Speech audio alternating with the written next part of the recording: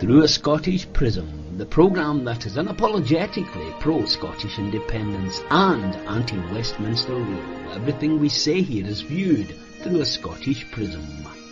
Brought to you by Barhead Boy. Hi folks, and welcome back to Through a Scottish Prism. Lovely to be with you again. I hope you and yours are well. It's been quite a week, although the headlines have been sort of all about what's happening in the Middle East, or should I say in West Asia, in the Palestine and Israel conflict. It's even taken the Ukraine-Russian war off the front pages and the news. And we will have some discussion on it, but there are still some things going on in Scotland. And I have our guest with us tonight on the panel to help us discuss that and a few other matters. And so without further ado, let me bring them in. And we'll start with down there on the borders, our own favourite Shirley Temple herself, Dr. Yvonne Ridley. Yvonne, my friend, how are you? Well, to be honest, I've had better weekends. It's been really busy here because of events in the Middle East. And of course, you know, those events have a habit of coming closer to home than you expect. And I'm thinking in particular, the First Minister, Humza Yousaf, you know, his people are trapped in Gaza. And, you know, if the First Minister of Scotland doesn't count for anything, then it makes you realise just what a bloody mindset the Israelis have. Yeah, well, we'll be discussing that and a few other things later in the show, Yvonne. And I know you, for example, 2 o'clock in the morning, you were still being interviewed by foreign media, and I listened in, and some of it was quite good, very enjoyable, very enjoyable. More on that later. Also, of course, we must not forget our man from over there in North Dakota. Oakbridge Cavalier joins us. Howdy all. Doing well? Aye, things are going well. Having fun here. It's party town. Really enjoying it. But obviously, with the events around the world, it's there's a darkness and there's a shadow, as there should be, and we should take cognizance of it, and we should do the right thing, and say the right thing too. We should. And up there in Clackmannan, our favourite lawyer, everyone's favourite lawyer, it's Eva. How you doing, Eva? Hi, Roddy. Yes, indeed. In common with the rest of you, just had those dreadful tears of both sorrow and rage this past week, wondering what the hell's going on in the world and where are all the peacemakers, because we really need them now. We need peace, we need diplomacy, we need no more lives to be wrecked and ruined and thrown away, because this is just the worst of days for humanity. So, you know, I really feel for anybody that's caught up in this. And obviously, Yvonne, you're bound to have a lot of friends and associates that have suffered this very, very long period of time. And it's agonising. And I just wish to hell that the people that are in charge would get together and get it sorted. Too many lives have been lost unnecessarily. Yeah, more to go as well. And in Old Ricky, we've got our Lloyd. Hi, Roddy. How you doing? Nice to see you again, my friend. How are you? It's a bad week for humanity. But let's hope that something good can come from this. Yep. And we're having another guest with us tonight. We're lucky to have Jackie Byster with us. Your Jackie, this is terrible. I'm not quite sure where you're from. I mean, I'm interested in people from North Dakota, the borders, Clackmannan. I'm from Fife. I'm a Fifer from the Kingdom. A Fifer, well, you know they say never trust a Fifer. What can I tell you? Where does that come from? Someone told me it was because it was Menteith that betrayed William Wallace. They said you should never trust a Fifer. Is that true or false? I haven't heard that. I thought you couldn't trust us because we were mean and sneaky, and we would eat all the broth if we got the chance. But I think it might be something to do with the wording of that song, because it's ridiculous.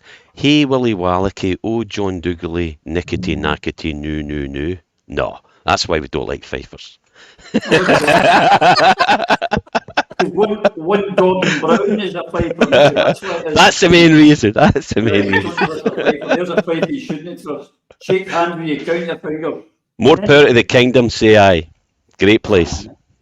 Aye, great place, five indeed. Aye. Putting Weem for a fishing chip, eh? Can't whack it. And Stroller. Oh, that was Oh, magic. yeah, Magic. Anyway, the top story for Scottish independence supporters this week, Yvonne, was of course the defection of Lisa Cameron from the SNP to the Conservative and Unionist Party. Now, it's quite a jump to go from being an independent supporter to the most unionist of the unionist parties. Were you surprised? I'm surprised at anybody who crosses the floor to join the Conservatives. You know, it's so even if somebody put a gun to my head, I just don't think my body would allow me to make that walk. And it's certainly not a cause for celebration. It's very sad. This is yet another individual from Westminster who has been bullied out of a job, and she's joined the Tories, and it's just not a cause for celebration. It's shocking that she's done this. Has she done it because the Tories are supposedly more anti-GRR, which I believe she is? I don't know. It's still not an excuse, and it's an alarming trend that the Alapa Party needs to get to grips with. That there are women who are prepared to make this treacherous walk to the other side, to the dark side, so that they can crush the GRR. And that isn't a reason to become a Tory. The amount of people in England who said to me, oh, well, I bought my own house. Well, that isn't a reason to vote Tory. I'd rather chop my own hands off than walk into a polling booth and put a cross down next to a Tory. And these elections are going to present a very difficult problem for people who can't see anybody on the list that they would want to vote for. There are people who think it's anathema to vote for the SNP, people like me who think the same over voting Tory. The Greens, God, you'd have to be on a crack pipe before you put a vote down for them. I don't know. It's just very, very confusing. And although there are additional parties out there that there aren't in England, there's still not enough choice. No, there isn't. Here's the thing, Phil, people have made the following argument. Now, she may have been opposed to GRR, as Yvonne alluded to. I don't know. I certainly never heard her coming out against it during the whole hoobra. But she could have sat as an independent, as is Angus just now. She could have joined Alba, of course, and sat beside Neil and Kenny. But to go to the Tories now, you've worked with Lisa, Lisa. Maybe you have some inside information that we don't, but it does seem strange to go from Independence Party to the Tories. It is, and it surprised me. It surprised me, and I know Lisa pretty well.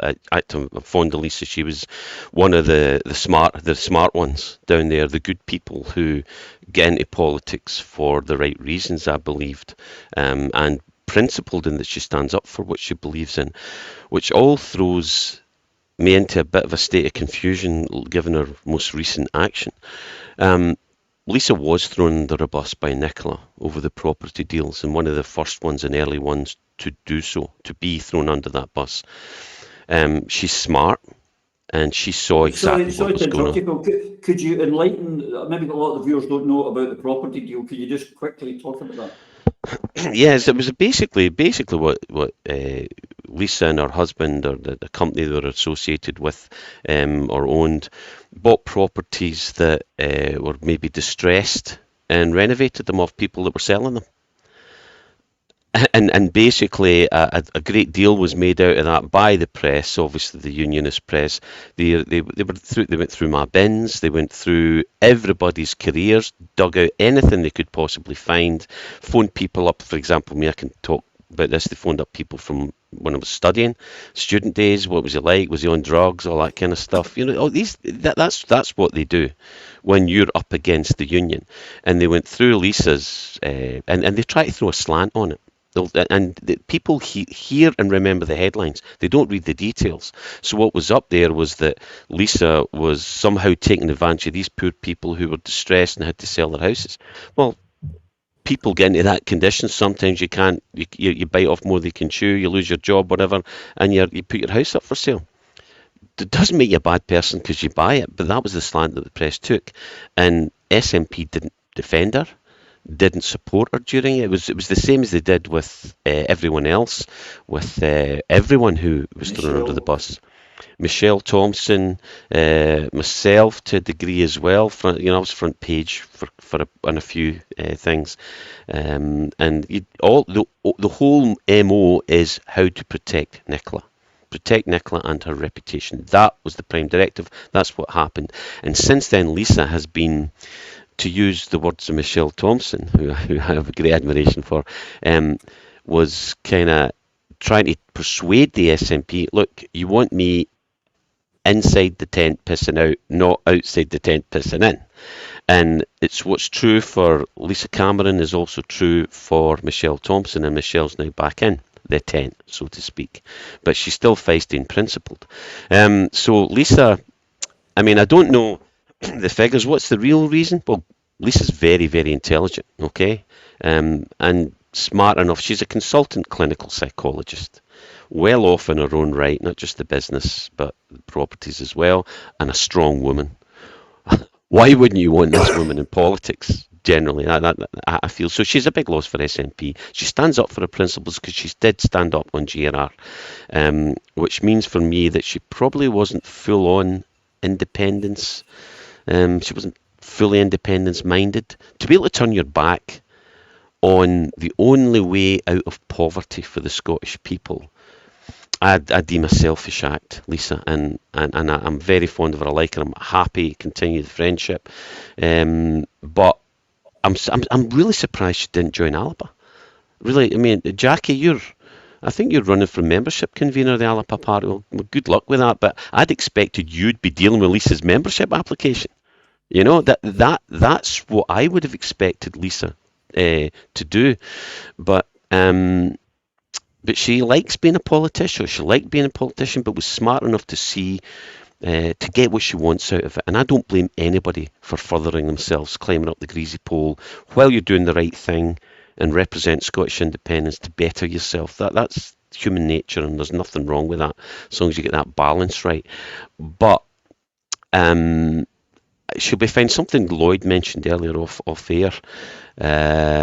I think it's probably, as Lloyd suggested earlier, that this is the maximum damage she could do, while to the SNP, who treated her appallingly, while at the same time, I don't know what the numbers are in the constituency, but Lisa's constituency will have a significant Conservative vote, okay, given the demographics there. So the deal might be that the EK Labour vote Tory for the concession that Conservatives elsewhere vote Labour in. So that, for me, is one possibility. But the other thing is, if as some have reported, she'll be fine outside, and maybe she's had enough of the politics and the backstabbing and the backbiting. That I can understand. That is also a valid argument. But to turn your back on independence, saying it's best to fight for the betterment of all the countries in the Union, suggests to me that Humza did have one thing possibly right, that independence was probably never core to Lisa.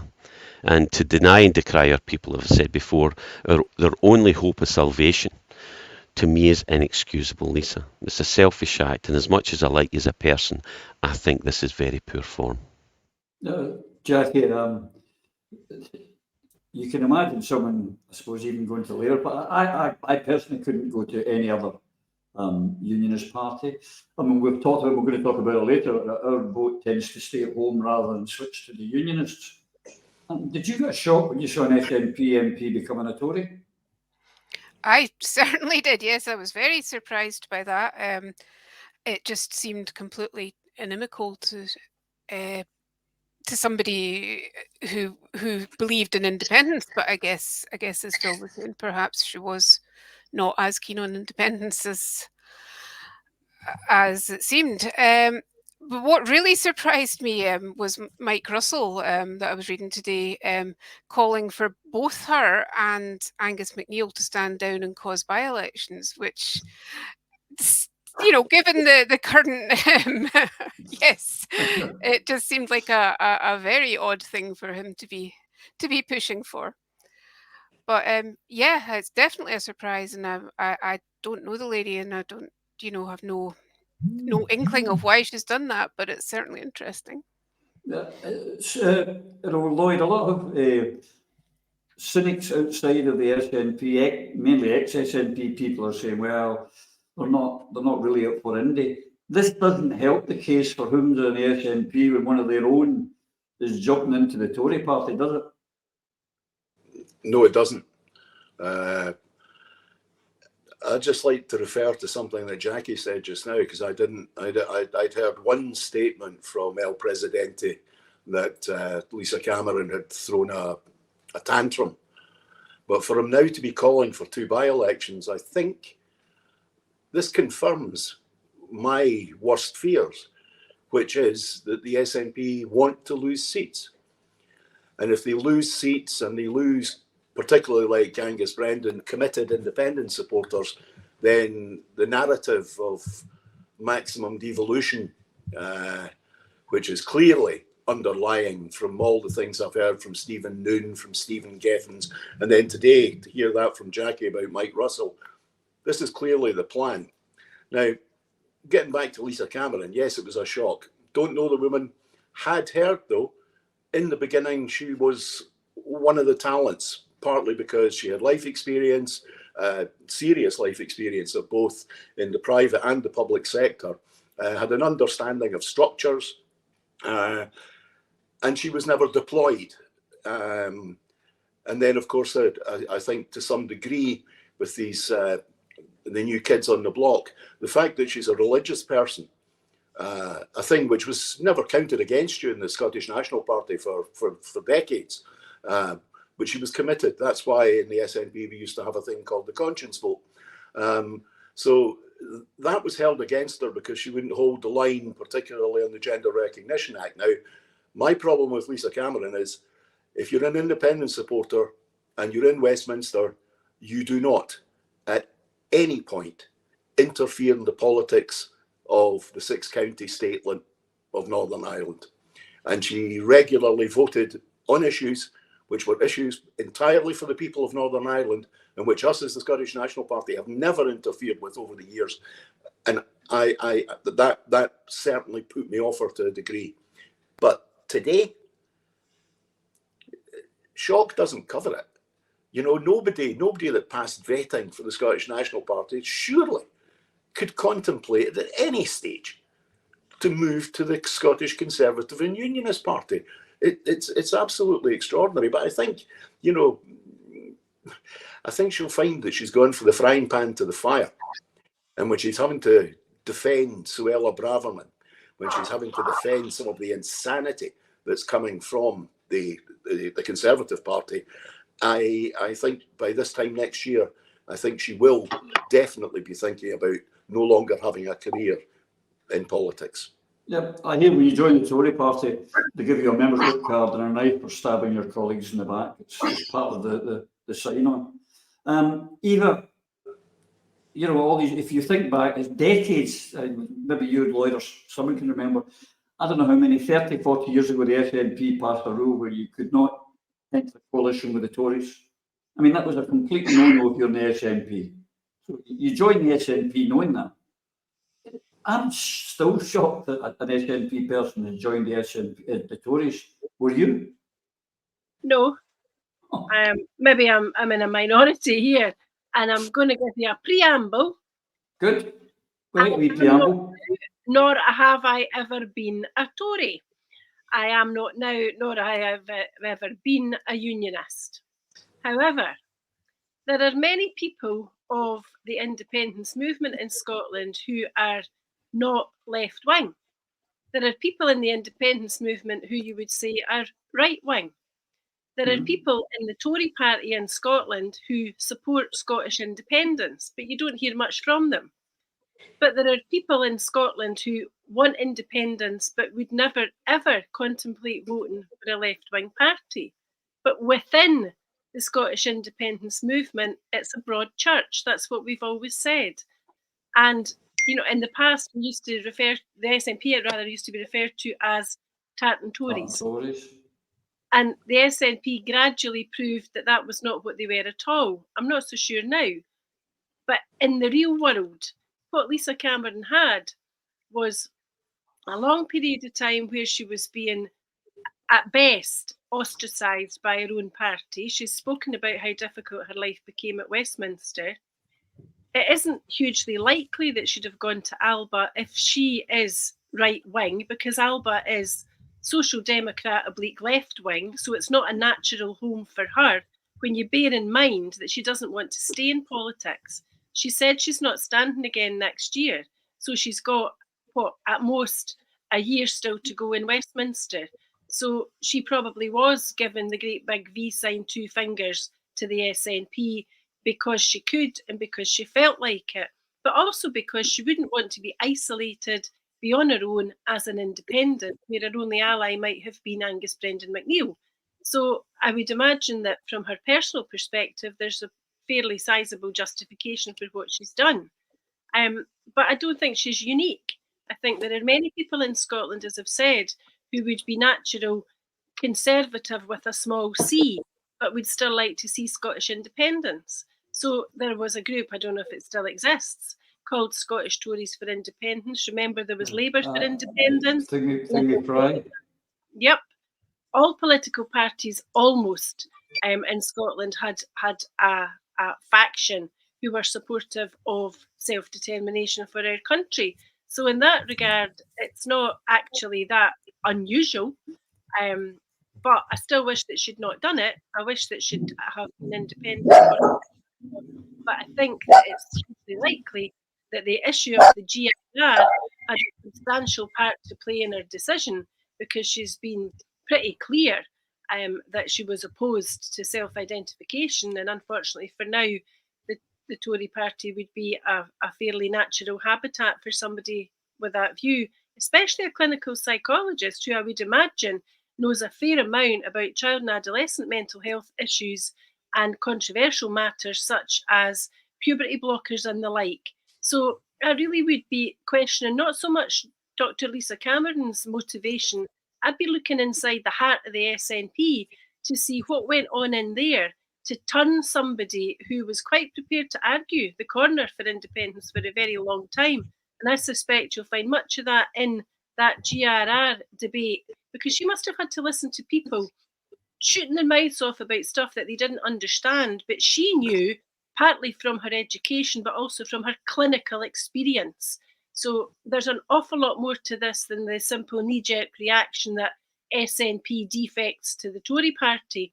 And, you know, for a party president to refer to that decision and that action as a tantrum shows you how very, very low the bar is now set within that party. Yeah. 2 things. One, maybe because she's a psychologist and really maybe that's why she joined the Tory party. She's thinking about writing a thesis, and there's a party full of nutters. She could get a couple of theses. I also heard that she was the whistleblower, one of the main whistleblowers on Patrick Grady, and because she did that, she was less than popular because she had, pulled up a sex pest and reported a sex pest. How terrible of her. Moving on a wee bit, Yvonne, we discussed last week Rutherglen, Hamilton West, and the Labour Party are, congratulating themselves, and they're thinking at last they've slain the independence dragon. And as we showed and highlighted last week over the last couple of shows, not the case. Our vote stayed at home. They didn't go to Labour, although Annis and the other ones are saying differently. But when it happens, the mask flips. Petty, could you put up our friend Mr. Murray, the Tory party member playing at Labour in Edinburgh? No more devolution. The people that brought you the vow, the people that bought you devolution, who try and pretend that devolution are all about it, they're going to give us more powers, more vow. Now they think they can be winning without doing anything. They're telling you what they actually think. You're getting nothing. Back up the back of the bus, Scotland. Shut your mouth. We're back in charge. That's what they think. Well, he's deluded. He's as deluded as Keir Starmer is deluded. It was their worst result in 5 elections. And you're right, the SNP vote, they stayed at home. And I am fearful that this is what the future elections will look like. Because at the moment, it doesn't matter how much you support the SNP, it is just not an attractive proposition. It's full of bullies and weirdos and deviants. And I'll probably get Police Scotland knocking on my door, but so be it. It's just not a party that grabs the attention of the man in the street anymore. And so we're going to have more stay-at-home voters.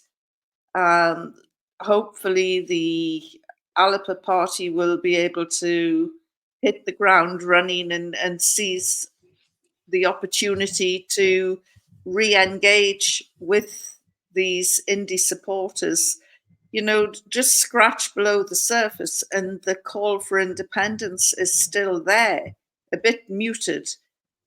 But this guy is just tone deaf to what the people really want. And I can't think of any journalist who's actually done the definitive coverage on Rutherglen and what happened and why it happened. I mean, they're all standing cooing, saying, "Oh, can I interrupt you? But I can just say it wasn't a journalist that covered Rutherglen. It was a guy called Paul Hutchin. He's not a journalist. I don't know. No. He's a scribe. He's a scribe. It doesn't matter how much polish you put on this piece of dog shit. It's still a piece of dog shit. Well said. Well said, Shirley. Well, the Labour Party, they really, their arrogance is never going to be. There's delusion everywhere. We have the SNP believing that they can lose something like 30 seats, and as long as they've got 29 seats, they can negotiate independence without, even with 30% of the vote. We've got the Greens thinking that we're all going to stop taking out oil and wearing sandals. Now we've got the Labour Party thinking that they could just come in and say, "You're getting nothing, we're back in charge." I think the Scottish electorate are just sort of repositioning themselves. Yeah, as you've made in your comments, the mask has slipped. And the problem is who's paying attention. And critical to that is who's reporting what's actually happening.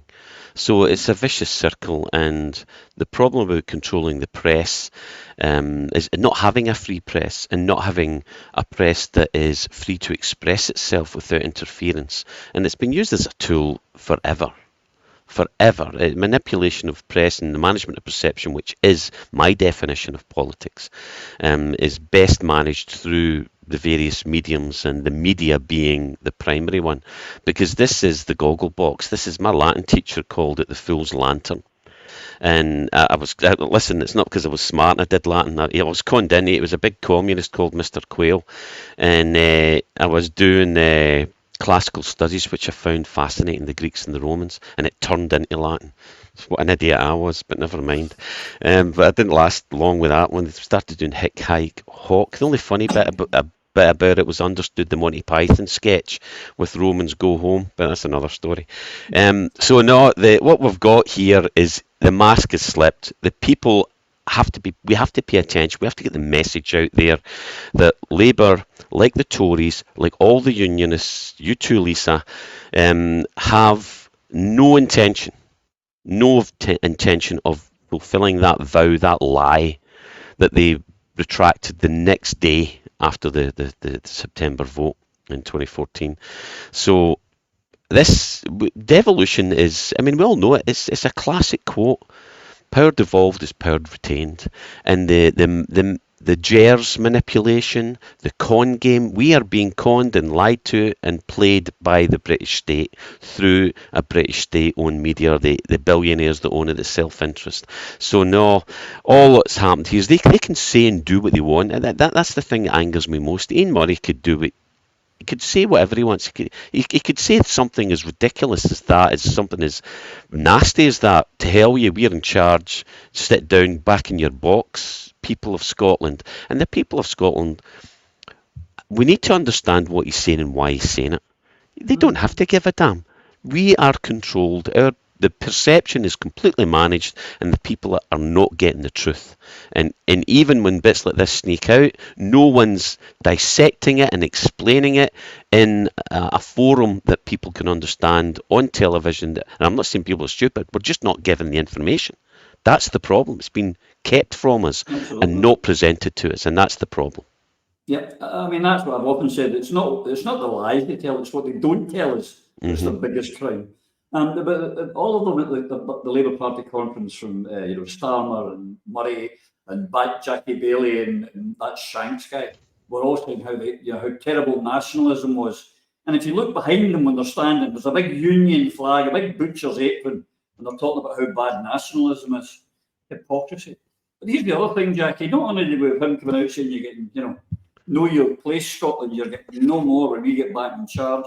We have Keir Starmer, who's brought in a new membership card. You'll like this as a membership person. And bringing in a new membership card where you have to swear loyalty to the United Kingdom of Great Britain and Northern Ireland. Have you ever heard the likes in your life? But we're the bad nationalists. We're the blood and soil people. It's madness. Yeah, I find it quite sinister, actually.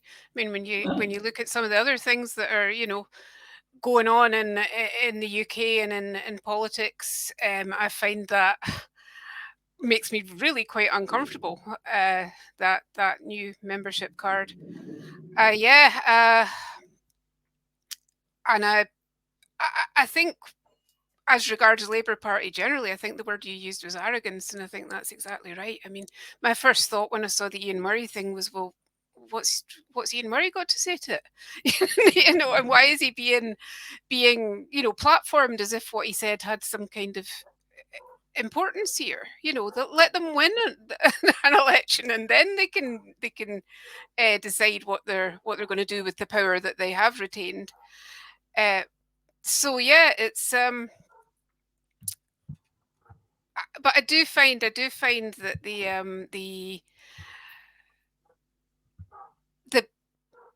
I feel that there's more of a kind of a backdrop of nationalism and of movement towards quite sinister forces in the UK, and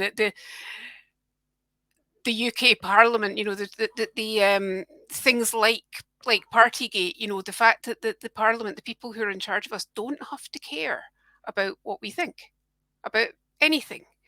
They're just they can behave like almost like Roman emperors and do what they like without any need to think of that they will be held to account by the people of either the whole UK or of Scotland, and I find that quite worrying. Lloyd, this arrogance, someone should take them aside. We're old enough to remember Neil Kinnock having his big moment, falling his arse in the sea, and then standing in Sheffield shouting, "Come on!" It was actually cringe, and they lost to John Major. They're getting a wee bit ahead of themselves, are they not? The Tories haven't even begun to fight back yet. This is classic political triangulation. The Labour Party learned from Rutherglen and Hamilton West that turnout at the next general election will be low, and that if they spread the pro-union message in a much stronger way than they've done for many years now. I mean, they've talked about it, but they've never gone on the streets and knocked on the doors and said it. They've now stated the ground they're going to fight on, and that is to draw the Conservative vote to the Labour Party at next year's general election. This whole thing has outlined how the Labour Party are going to fight this coming year in Scotland. And the third part of the triangle is they know they can do this because the Scottish National Party does not have a plan for independence. So every attack on the SNP can only be countered with, oh, we've got to keep out the Tories, as opposed to what it should be, which is we need to leave this union.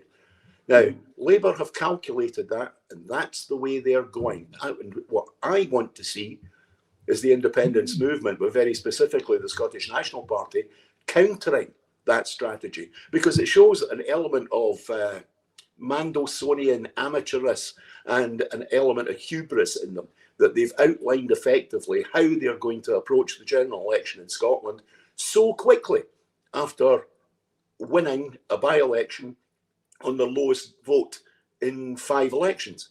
Now, somebody needs to waken up to this. We hear them defending the union individually, standing up for the union over the past 10 years or so, but they've never been so clear about it as Union Jack Murray has been today and since Rutherglen and Hamilton, because they know that the Scottish National Party and its current leadership do not have the answers to the questions posed by Labour, the low turnout, the transfer of Tory votes, and for those of us who believe in independence, they have no answer to how we are going to become the people with a flag between the flags of Senegal and Saudi Arabia outside the United Nations building in New York. Here, bring that day on.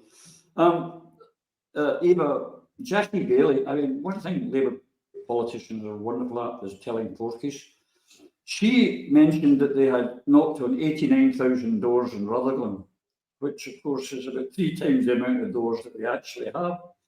I would suggest that the Labour Party in my lifetime, and I'm beyond the 70, haven't knocked on 89,000 doors in Scotland, and not puff. But that's what we as a movement need to do. We need to take our story to the doorsteps. We need to be knocking on 89, 100, 200,000 doors. I'm going to go back to that stuck record and say once more Scotland United, because what we know is happening with the Labour Party is what we're so used to. They're talking in terms, or they're talking in forked tongue rather, and what they promise in Scotland is not what they promise in Westminster. You know, Scottish Labour, for example, are in favour of employment law being devolved from Westminster to Holyrood. But that is not something that you will hear Keir Starmer supporting, and it's clearly not something that Ian Murray supports. Ian Murray's cocky because he's now got a pal who can accompany him commuting down to Westminster from Scotland every week. They've doubled their Scottish contingent from 1 to 2. God help Scotland if they get any more, because what that will do is take us back to the days of the feeble 50. Those Labour MPs who left Scotland for Westminster, boarded a gravy train and forgot A, their roots, and B, the job that they were meant to do for Scotland. They lined their own pockets, and very many of them, as we know, ended up wearing the ermine duvet. So they are neither freezing nor hungering this winter when so many hundreds of thousands of Scots actually are. So I would suggest that arithmetic is neither the forte of Jackie Baillie, nor is it the forte of Scottish Labour leadership. What they should be doing is looking at the £30,000 million that is going to be taken from the North Sea in the next few years and thinking to themselves, that the Labour Party in Scotland would do the people of Scotland a great service if they rediscovered their passion for home rule, but made home rule mean independence, not some sort of promised federalism, which is promised before an election and taken away immediately after it, a la Gordon Brown. So the days of Scotland listening to Labour, I hope, are over. I hope that the people of Scotland understand that what happened in Rutherglen is the Scottish independence vote in the main stayed at home. The Labour vote, as we've already said, has consistently reduced in that constituency. I hope it reduces elsewhere. But Scotland has to waken up to the grim reality that Labour and Tory, two cheeks of the same backside, as was said often enough, they will support each other against the independence threat at every opportunity. And for that reason, if for no other, there has to be a Scotland United move, even if that means that in every constituency in Scotland there is one candidate who can be, in some instances, an entirely independent candidate who is not party affiliated, because it is high time that Scotland roared, and it roared freedom, not subservience to United Kingdom parties based in Westminster with a London-centric perspective, because that is all the Labour Party in fact is. Absolutely. As I alluded to at the beginning of the programme, Yvonne, to our viewers, that there are a few things going on. One of the things I'd like to go back to is in 2014, when we had the Commonwealth Games, it showed off Scotland in a fabulous light, how friendly and welcoming it was. And, all the time people talk about how wonderful it is. And it's helped us get some conferences. Now, one we got was FILA, which is the largest feminist group charity in the whole of Europe. And they came to Glasgow conference and they got a great Glasgow welcome, didn't they? Techie, could you stick up?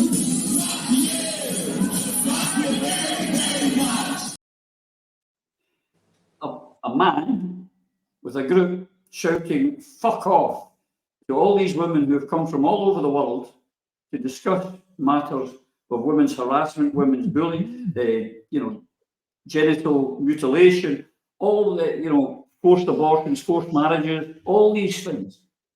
And you've got an idiot like that, a man, shouting "fuck off" to them. Not very welcoming. That is somebody's son, and I hope she grabs hold of the little scrote and puts him over her knee and gives him a good spanking. I mean, I've had a ticket since last year for Filia, and I'm supposed to be going tomorrow, and I just don't have the stomach for it. To be confronted with self-righteous little idiots like that. We've got all this murder and mayhem going on the other side of the world. And then we have this self-entitled little prat shouting abuse at women, some of them first-time visitors to Glasgow. And, I've fallen in love with Glasgow. I love the city. It's a brilliant city. And, Glasgow, the people are Glasgow. There's that wonderful, great big skyscraper saying people are Glasgow.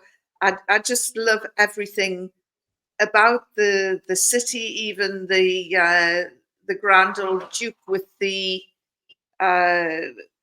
road sign not stuck on the road cone stuck on his head. I mean, in Bristol, they're tying ropes around these statues and they're pulling them down and throwing them into the river. In Glasgow, they go one step better. They just constantly publicly humiliate the great and the good on these statues, which I think is a far better response, and it makes people laugh. But him, he's not reading the room. He's not.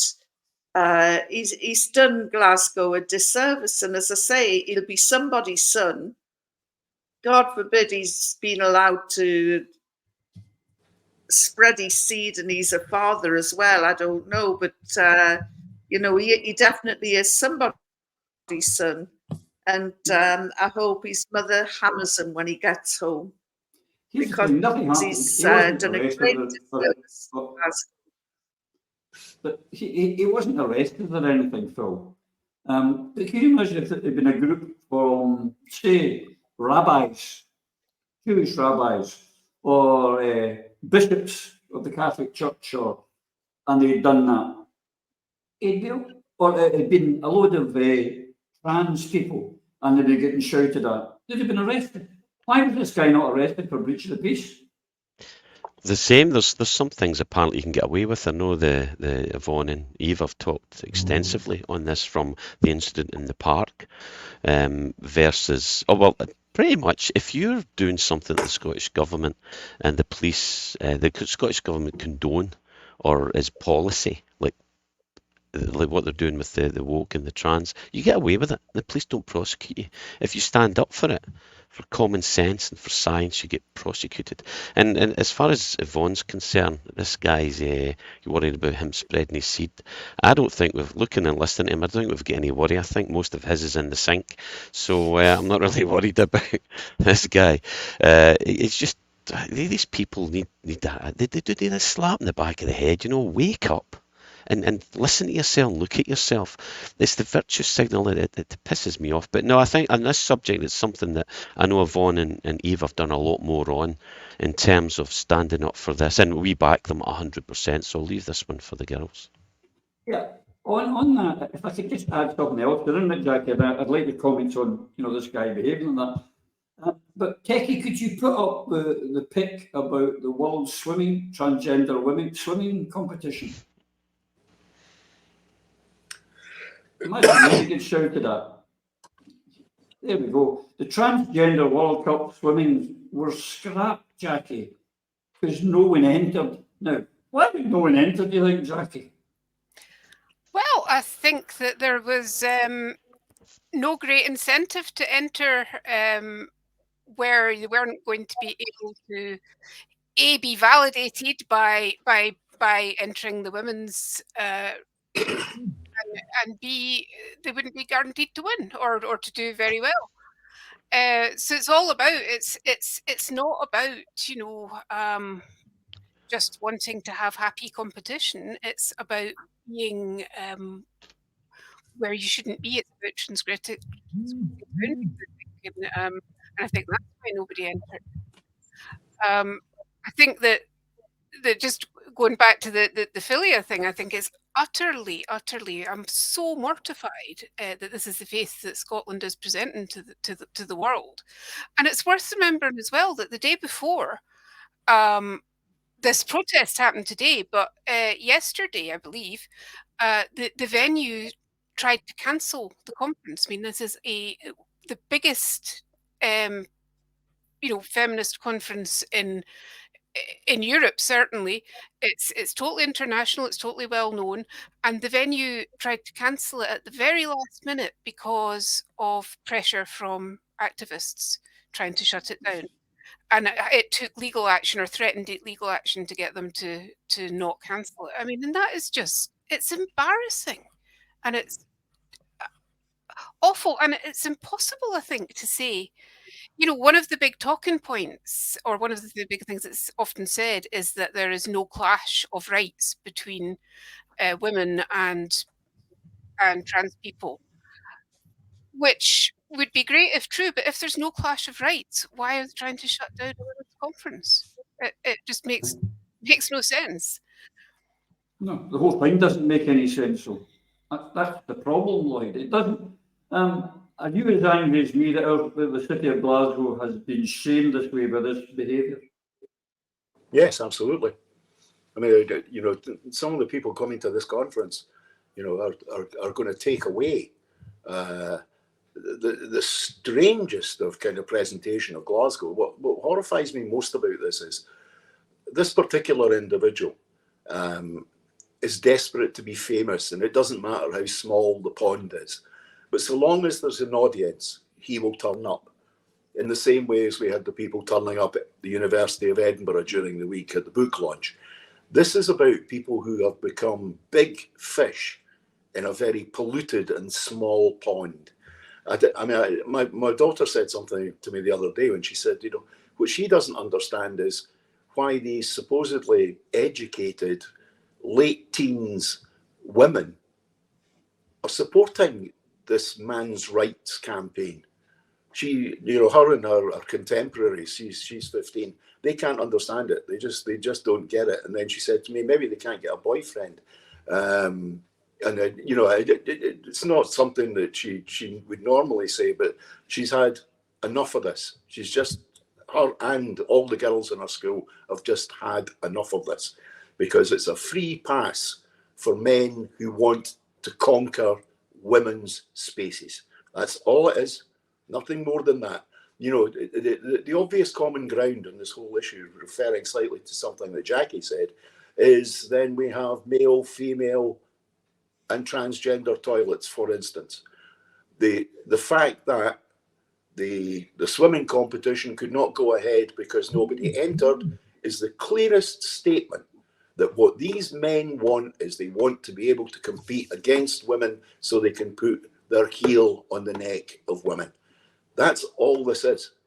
It's horrific that we're even still talking about it. But the principal problem here is this ideology has been promoted and forced onto the population of the people of Glasgow through the TIE initiative, through the actions of their own members of Parliament and members of the Scottish Parliament, primarily those representing the Scottish National Party and the Green Party.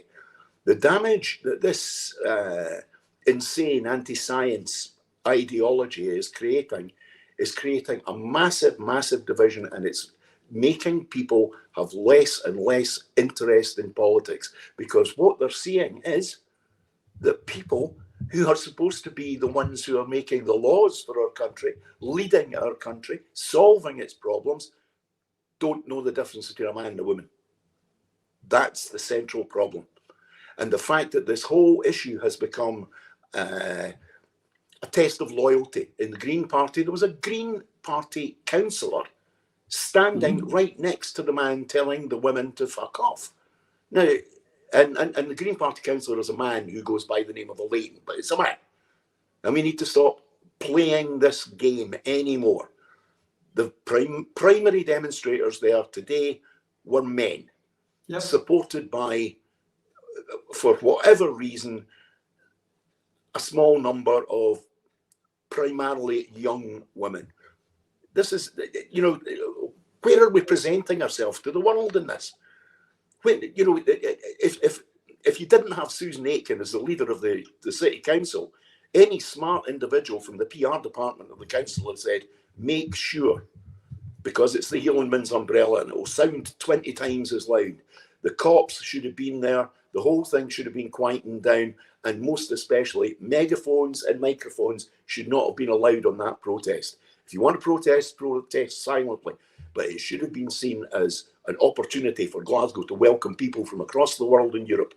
And instead, it's an embarrassment. And it will be in the newspapers of every European country tomorrow morning. Yeah, it is shameful. Another thing I would say, the reason why there is no one in the swimming competition either, is because the other thing is they want to walk about the changing room where they're meeting two veg out in front of women. That's where a lot of them got off on that. That's another reason why they didn't do it. But it's shameful what happened in Glasgow, and I've always prided myself that Glasgow being the friendliest city, but even if they mug you, they pay your taxi fare to the hospital. They're that friendly. But this doesn't enhance our reputation. This crashes Glasgow. I think we have to be very clear indeed about what the purpose of that conference is. And I'll read you a tweet. This is from Lisa Mackenzie from Murray Blackburn Mackenzie. Thank goodness for them.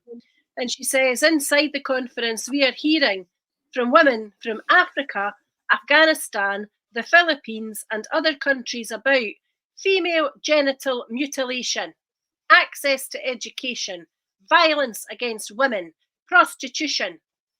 And outside, men's rights activists are shouting, F you at women arriving at the venue. It is nothing but a bizarre, sinister, violent, aggressive, unacceptable, unforgivable, bullying, misogynistic attitude led by, I understand, a fellow who sometimes pretends to be a merman. I don't think I need to say much more.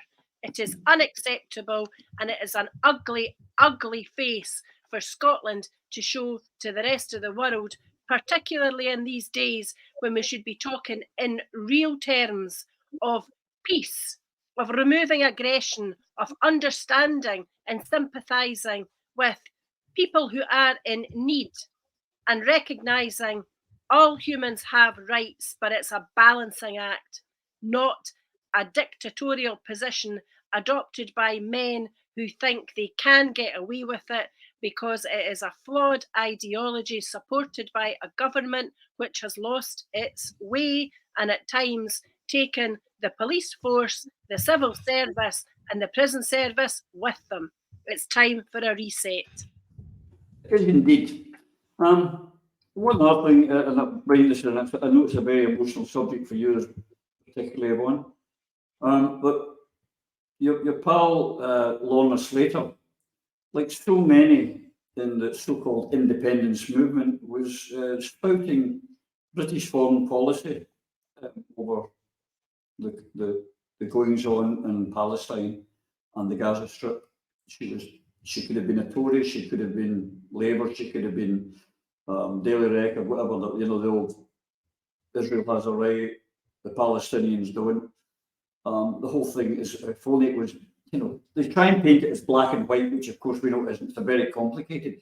Take it for a start. Could you put up the video of the centre of Gaza as we sit here today in our safety in our homes? Can you please put up that video?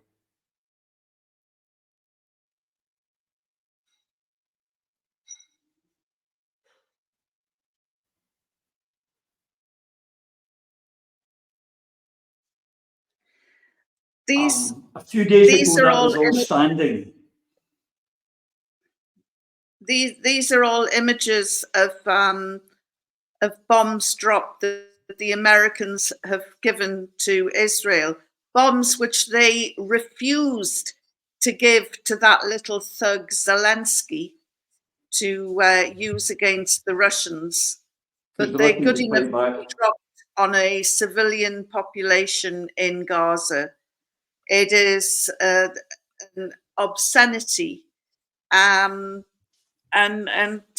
while we've been on air, about 70 people have been killed in a road convoy because the Israelis told 1.1 million of the population, you've got 24 hours to get out of Gaza City and the north of Gaza. And this convoy did just that, and they bombed the convoy while they were fleeing. There's just no escape from these Hellfire missiles from the fourth most powerful army in the world. And we've been bombarded as well with fake news. There was the story circulating about 40 babies being decapitated, and the journalist in the end said, sorry, I shouldn't have written that. I should have checked my facts. But by that time, the damage had been done. So today, the Daily Telegraph made the extraordinary decision to publish a photograph released by the Israeli government. So I would treat it with extreme caution. And it's a graphic, almost pornographic, obscene picture of a baby that's been killed. Who's killed it, how it's been killed, I don't know. But what I can tell you, Roddy, is when this sort of, oh, the cats are going crazy now. Sorry, but when this sort of, these sort of bombs are dropping, some of them are called cluster bombs, and they drop about 3 feet off the ground, and they explode at 3 feet, and they send out spinning shards of metal, and those spinning shards of metal are designed to take off arms and legs and heads, and so this is the sort of weaponry that Also that will phosphorus. decapitate. They're using phosphorus as well, Yvonne. Sorry? They're using phosphorus bombs as well. Which, horrific. I was in the Al Shifa hospital during Operation Cast Lead in 2008, and that's when the Israelis first used the phosphorus shells, and the doctors didn't know what they were. They just said that whatever it was that was dropping on the bodies of the children, it was melting the skin, going right down into the bone, and it was still smoldering and smoking, and they didn't know how to stop it. Hopefully by now they'll have the technology, but this is another war crime. This is a chemical weapon, and it's been dropped on civilians. And that monster, Keir Starmer, said that it was all right for Israel to do whatever it took. And somebody said, including war crimes, and he repeated again that it was Israel had a right to defend itself. Well, yes, Israel might have a right to defend itself, but what's it defending itself from?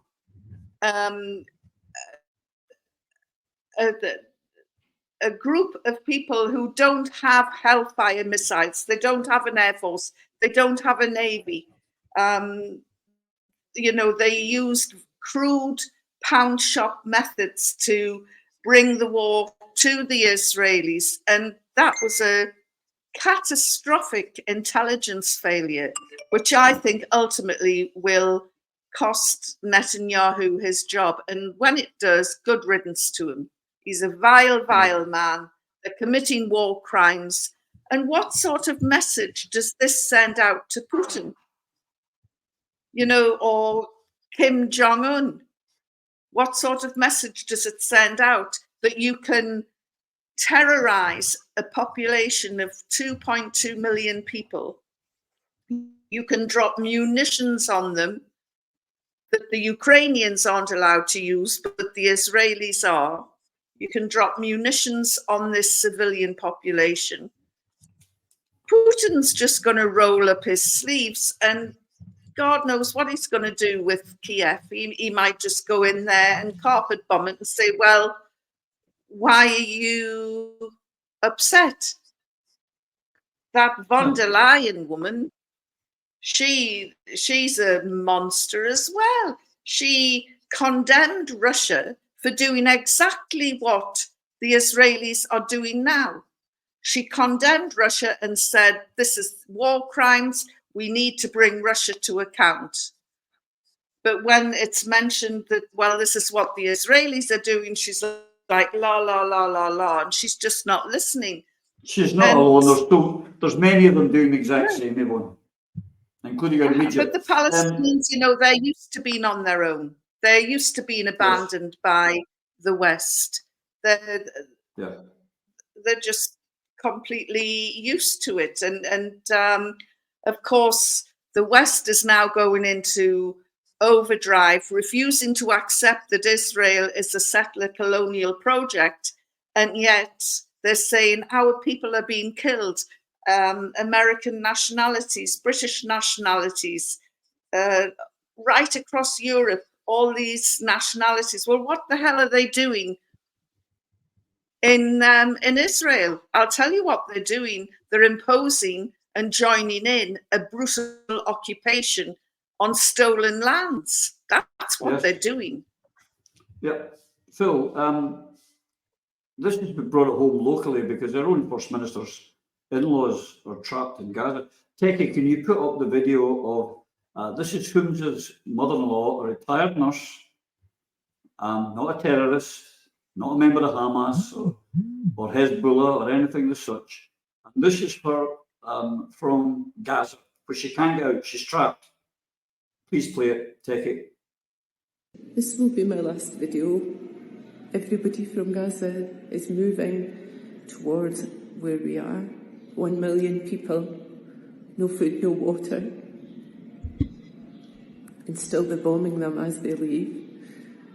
Where are we going to put them? But my thought is, all these people in the hospital cannot be evacuated. Where's humanity? Where's people's hearts in the world to let this happen in this day and age? And may God help us. Goodbye. Our best wishes go to Coombs and his family, and I hope they get out safe. But she's right, Phil. Where is humanity? And where has humanity been since the Balfour Declaration of 1917? What's happening now? This isn't a war, this is a slaughter. And I mean, critically, I have 3 friends and colleagues, right, I work with, all ex-Israeli soldiers, now ex-reservists, who are now back home to protect their families and villages. And I wish them well in defence of their people. And I wish them a safe and speedy return to normality. But I cannot in good conscience back. I only back the peacemakers, as we on this programme have done all consistently all the way through. This is not a fair fight. There are evil. I mean, I'm with Dostoevsky on this one. There's a line going through human hearts that separates good and evil. We're all capable of both. Why can't we? Where is the humanity, as that beautiful woman said? Why can't we rise and be better than this?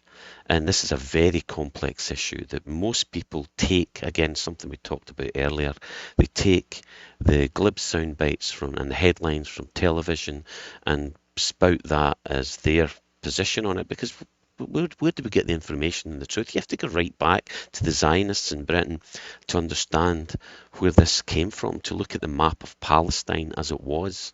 It's no longer Palestine. It doesn't exist anymore effectively.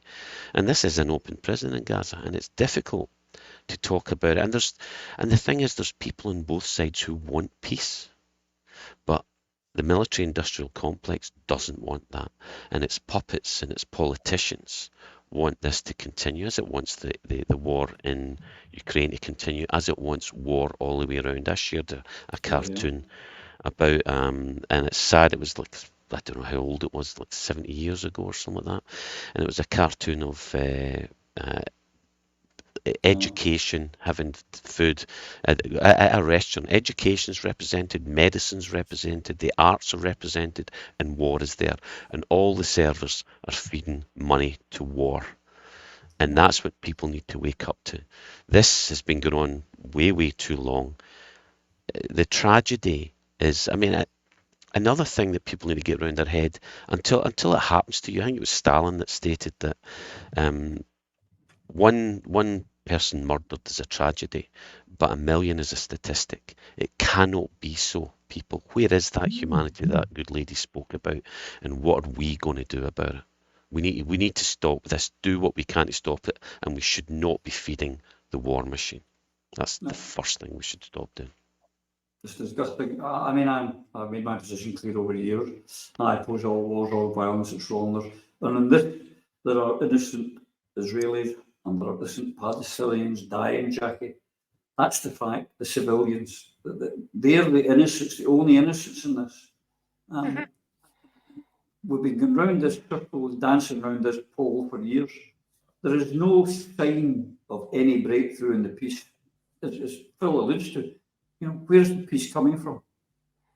Yeah, I mean, the whole thing just hurts your heart, doesn't it? It's just awful. There's innocent people on both sides. There's war crimes on both sides. There's good people on both sides, and it's just awful that as a human race we don't appear to be able to stop being chimpanzees throwing shit at each other. It's just awful, and it's oh, sorry, I don't know if you could hear that. Yeah, it's just awful, and I have no idea where peace is going to come from, because, as Phil was saying, there are interests here that want this war, want this slaughter. And I mean, and I always think back, and I know it sounds really, really glib, but I always think back to John and Yoko and the war is over if you want it. And it sounds like a slogan, but if you actually think about it, it's the only thing that's true, is that wars happen because some forces want them. They want these to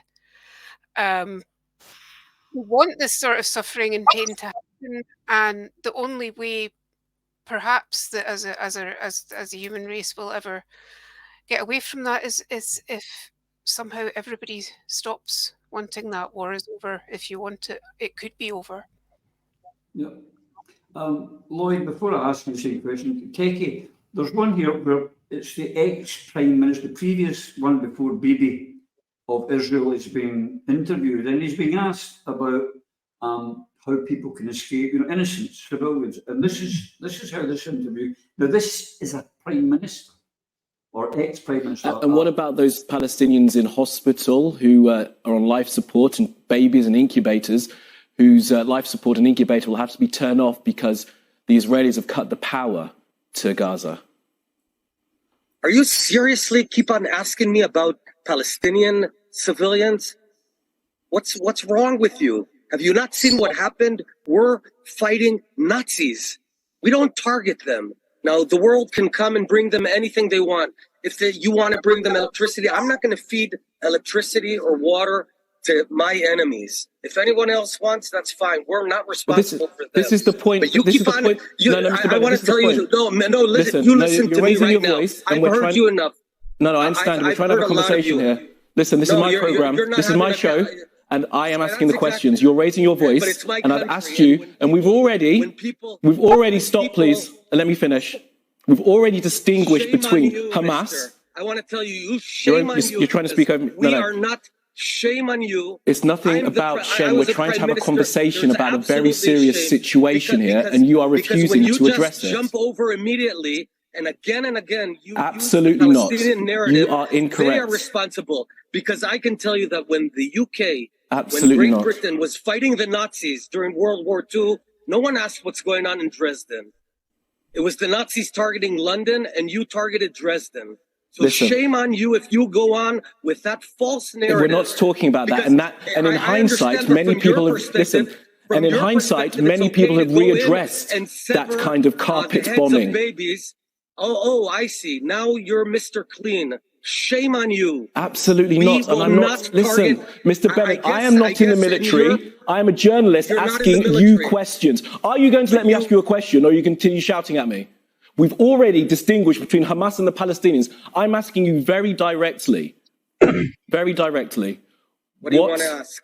Is going to be done to make sure that those innocent people don't get killed as innocent Jewish people were killed on Saturday?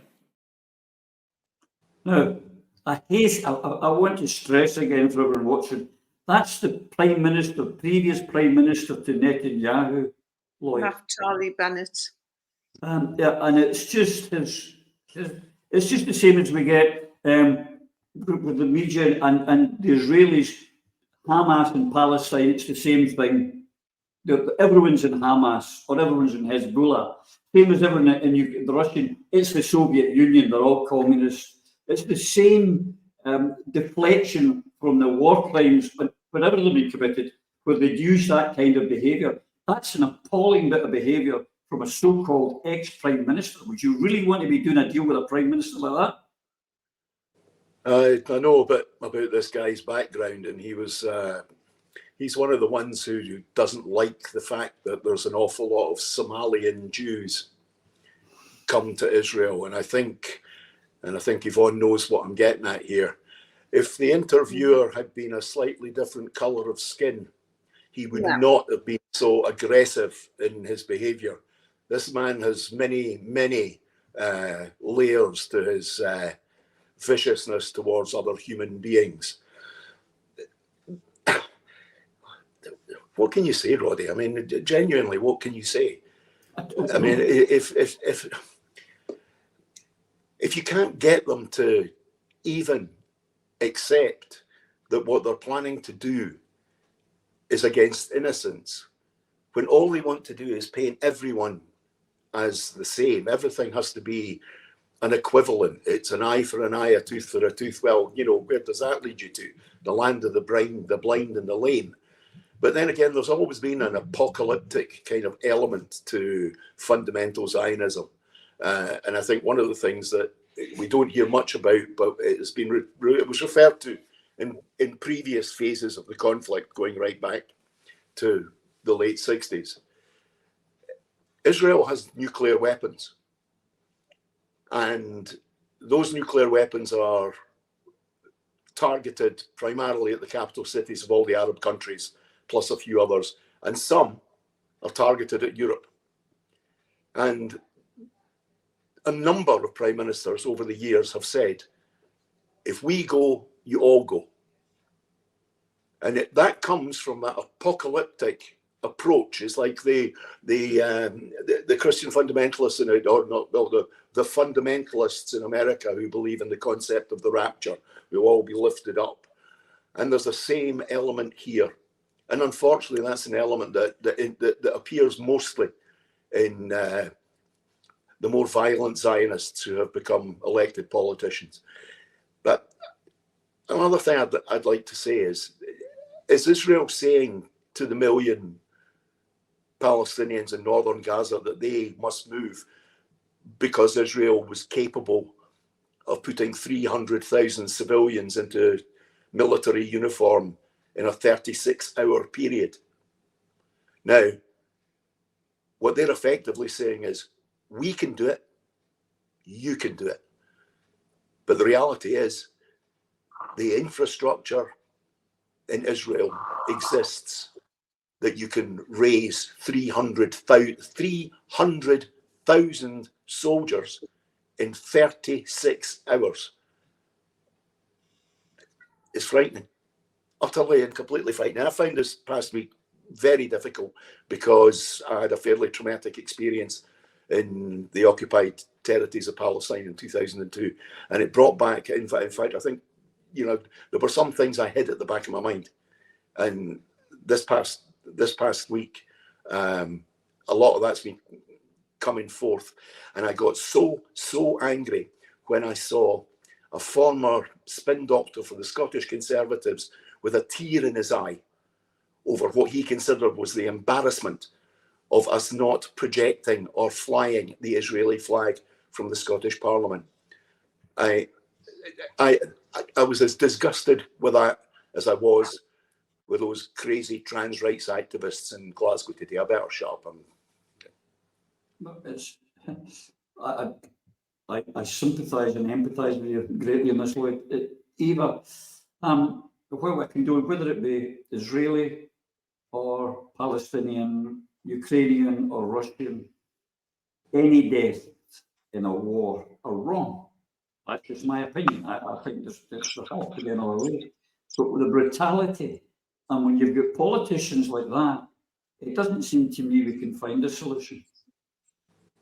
Well, I agree wholeheartedly with you, Roddy, and I'm sure that everybody here is similarly minded, perhaps in part because we all had grandparents who were involved in the First and the Second World Wars. Where I live in Alva, suffered a slight bit of damage insofar as in the Second World War, there were bombs that were destined for Clydebank that were dropped outside our village. And that was something that entered into folklore, and it was about the very, very narrow escape that some folk in this wee town had. My granddad on my dad's side fought in the First World War and was one of the very first to operate a tank. But he and my other granddad, who ran away to join the army at the age of 14 when he was 5'4", spoke occasionally about war and about their experiences, but they were clearly both very traumatised by what they had seen, what they had suffered, and what they had seen happen to others. And I really did believe when I was growing up in the 60s and the 70s and the 80s that there was hope for mankind. And I believed that very fervently every time I saw a Nobel Peace Prize awarded, whether it was in Ireland or whether it was to Yasser Arafat, Yitzhak Rabin and Shimon Peres. And I just cannot believe that here we are in 2023 and we've watched the bombs raining down in Syria and Yemen and Ukraine and, you know, whatever has gone on in Russia and now Palestine and Israel again. And I'm trying to tell my son, who's 19, look, son, when I was your age, I thought this was all going to come to an end. And I'm so sorry that this is the way the world is. We desperately need men and women of peace and diplomacy who are humanitarian, who can look at their fellow man and woman and children and understand that we come into this life as innocents, and that when war crimes are committed and the innocents are attacked and hospitals are disconnected and wee babies in incubators are destined to die unnecessarily, mothers in Gaza are in tears, mothers in Israel are in tears. This is so very, very wrong. Man's inhumanity to man doesn't begin to describe how horrific this is. People being bombed to bits, blown to bits, being tortured. You know, the most awful things have happened. I mean, that poor Irishman, glad that his daughter was dead, because that was better than what might have happened to her were she still alive. Good God Almighty, what has the world become? So, you know, my heart goes out absolutely to Hamza Yusuf's family. I have been in tears several times this week, as has everybody here, watching events unfold. Please, will there be somebody in the world that can actually step up to the plate, be honest, and say the warmongering has got to stop, and stop now? We have to have humanitarian corridors. We have to hold out a hand of friendship and a hand of peace, because otherwise the world will end. It is only a question of when, not how. Absolutely. We'll leave it at there. I did say in our midweek show, and I'll repeat it again today, all it takes is for Joe Biden to pick up the phone to Jerusalem, and after he's finished that phone conversation, phone Kiev, and the war's stop. 2 phone calls. That's all it would take, but they won't make them because there's no money in peace, and that's the tragedy. Ladies, gentlemen, thank you for your time. Those of you watching, I hope this week you've enjoyed what we had to say, and we'll look forward to seeing you all again very, very soon. And until we do, you and yours, please, take care. Through a Scottish Prism, the programme that is unapologetically pro-Scottish independence and anti-Westminster rule. Everything we say here is viewed through a Scottish prism. Brought to you by Barhead Boy.